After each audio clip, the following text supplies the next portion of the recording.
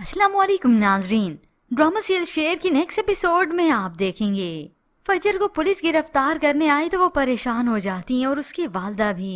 ये अलग बात है कि पैसे देकर वापस चलता किया, मगर माँ तो पूछ लेती है कि आखिर मामला क्या है।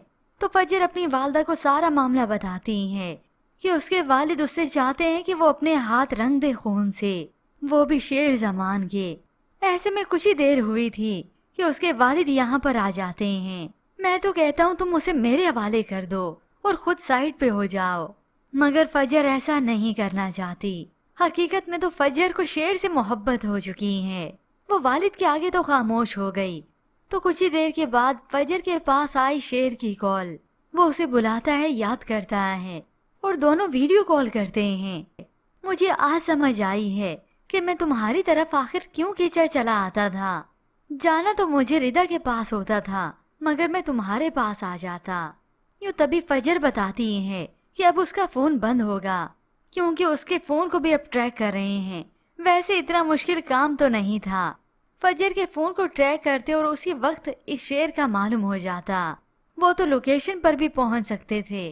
खैर ड्रामा है और ट्विस्ट ये दिखाना तो नहीं था। यूँ जैसे अब शेर को मालूम हुआ कि फजर से बात नहीं हो सकेगी, तो वो उससे पूछता है जब मुझे तुम्हारी याद आएगी तो मैं क्या करूँगा। तो वो वजह पूछती है कि आखिर क्यों आएगी, तो वो सवाल वो उस पे ही डाल देता है। तो फजर शर्मा जाती है और उसे मस्बत जवाब देती है कि हाँ उसे भी उसकी याद आएगी, और साथ ही साथ शेर को सुना भी देती है तुम पहले तो पागल नहीं थे मगर अब हो गए हो। उधर फजर के वालिद की अकड़ ही खत्म नहीं हो रही, क्योंकि वो तो बदर जमान को जमीन चटाना चाहते हैं। उधर देखते ही देखते शेर की वालदा अपनी परेशानी और ज्यादा जाहिर करती हैं ताकि किसी को उन पर शक ना हो, और वो शक जाहिर करती हैं सभी पर। जब तक मेरा बेटा मुझे मिल नहीं जाता मैं सब पे शक करूंगी। तो बड़ी माँ बदर से पूछ लेती हैं शेर को आखिर कौन उठा गया। तो बदर मनफी जवाब ही देता है कि उसे खुद नहीं मालूम।